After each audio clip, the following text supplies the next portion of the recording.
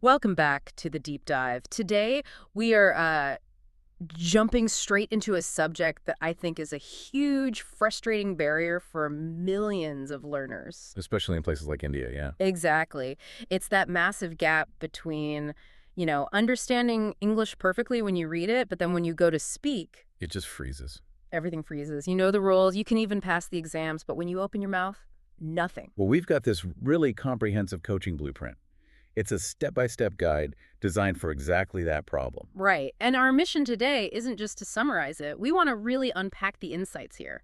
We need to understand why the brain freezes up, Uh-huh. and then, give you the actual tactical steps that can turn that passive knowledge into confident speech. Okay, let's get right to the central idea because I think it offers this huge sense of relief right from the start. It really does. For anyone listening who's felt that, English is just too hard or that they just weren't born with the talent for it, this source is, well, it's immediately encouraging. Absolutely. The first, and maybe the most crucial mindset shift is this. English is not intelligence, Right. and it is not talent. The blueprint is so clear on this. It is a skill. A skill. And when you really get that, it just dismantles that awful feeling that, English is not for people like me, That reframing is everything. It changes the question from, am I smart enough, to, am I practicing the right way? which is something you can actually control. Exactly. A talent, like singing, you might wait for it to just happen. But a skill, like swimming or cycling, you just have to do the reps. It's all about muscle memory. Mm. And that really brings us to the core question the whole blueprint is trying to answer. Which is, Why? why? Why do so many people who get it, who can ace a reading test, still freeze up? Why does the mouth seize up when the mind knows what to say? Yeah. So the blueprint diagnoses two big problems, and they're completely intertwined. It's fear and the wrong method. Fear and the wrong method. Okay. Think of it like a roadblock.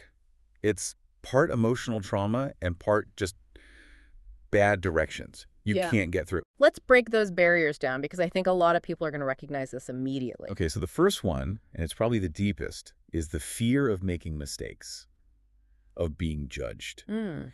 And the source connects this to what it calls school trauma.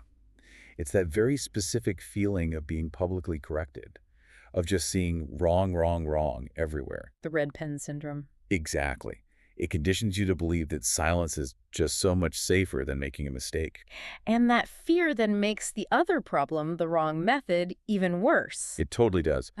And that method is based on two really bad habits. Mm. First, this idea that you have to remember every grammar rule perfectly in real time. Which is impossible. Impossible. And second, this killer habit of translating full sentences from your native language, like from Hindi, in your head right before you speak. Okay, that right there, that's the cause of the brain freeze, isn't it? That mental translation. It's the biggest cause. Think about the processing power it takes. Your brain is trying to do four things at once. Okay, what are they? 1.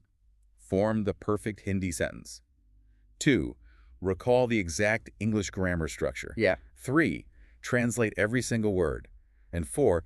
Actually say it. By the time you get to step 4, the conversation has moved on. Completely. And that delay just creates more anxiety, which reinforces the fear, and the whole system just shuts down. So the big insight here is that speaking isn't a math problem. It's a muscle skill. You don't remember how to ride a bike, your body just does it. That is the perfect analogy. Yeah. And just knowing that, being aware of those mistakes, that's step 1. Okay, so before we get to the solution, let's really quickly list the other common mistakes people make. The list is super helpful. Number 1, memorizing rules instead of speaking. Keeping it all in your head. Right. Second, learning rare words instead of daily life words. You don't need obfuscate when you just need to say, take out the trash. Oh, right. Third, and this is a big one, waiting to be perfect before you even try to speak. Oh, that's the biggest trap. It's just an excuse to never start. It is. Then, number 4 is thinking your accent matters more than clarity. Just focus on being understood.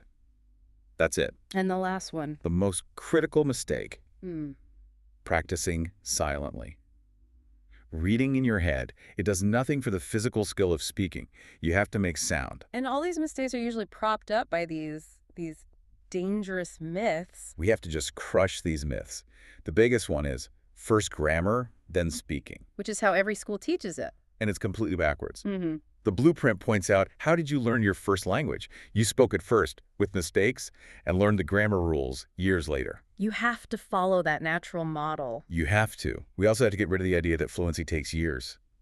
The blueprint says you can make huge progress in 90 days. And what about those mindset myths like I'm too old or I'm not smart enough? If it's a muscle skill, none of that matters. Age, IQ, it's all secondary. All that matters is the right kind of practice. Okay, that's the perfect setup. We know the problems, we've broken the myths. Now what's the actual method? The philosophy is so simple, but it changes everything.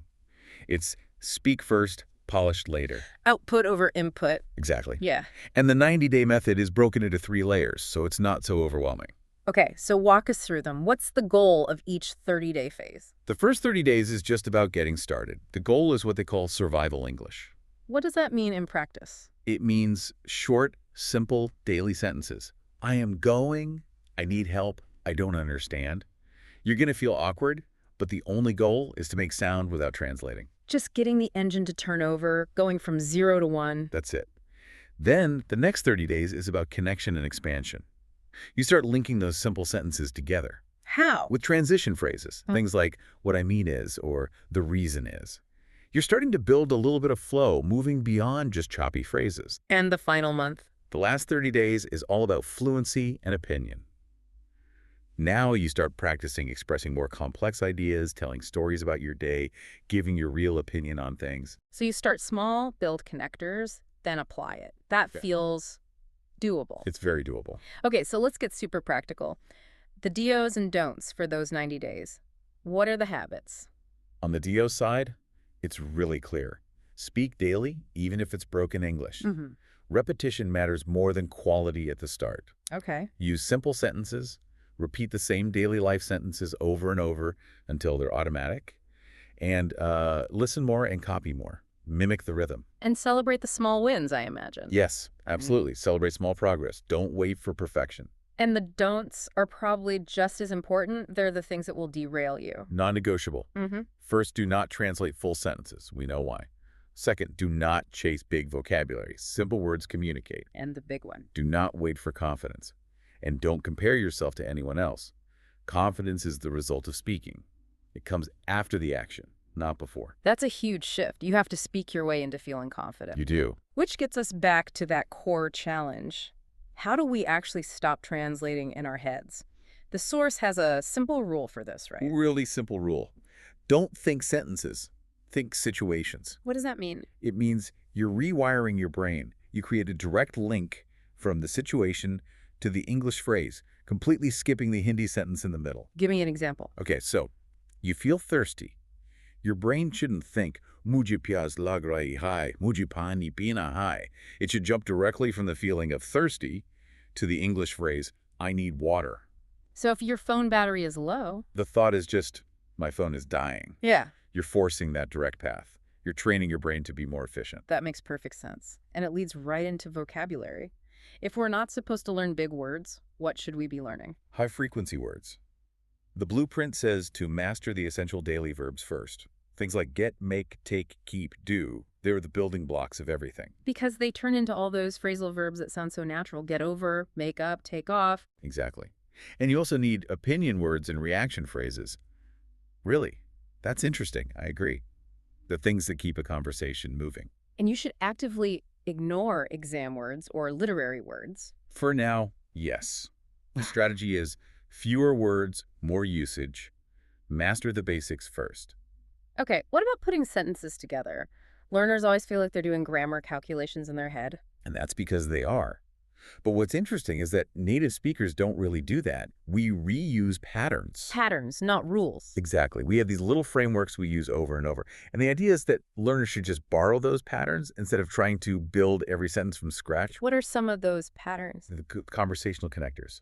Things like, I think, I feel like. The thing is, and especially what I mean is, So you start with that grammatically correct launch pad. right, it gives you immediate flow and confidence, and then you can plug your own ideas into that secure framework. And this really highlights the difference between, say, bookish English and how people actually talk. Oh, absolutely. The source has a perfect example.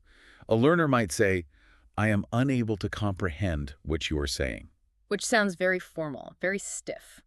Right. A native speaker would just say, I don't get it. Simple equals native. Clarity and speed. That's the goal. This whole thing obviously depends on consistency. And the blueprint provides actual daily routines, right? Yes, very structured. which is great because there's no guesswork. For a beginner, it's just 15 minutes a day. And how is that broken down? 5 minutes of focused listening, 5 minutes of repeating what you hear out loud, and 5 minutes of self-talk. That self-talk part is key. What does that actually look like? You just narrate what you're doing in English. I am making tea. The water is boiling. I am getting a cup. It forces that direct situation-to-language connection. Okay. And for an intermediate learner? That's a 30-minute routine, 10 minutes listening, 10 minutes speaking, and then a dedicated 10 minutes for sentence expansion. Using those transition phrases we talked about? Exactly. I woke up late. The reason is I forgot to set my alarm. You're consciously practicing connecting ideas. And for an advanced learner trying to get to that next level? That's the 60-minute routine.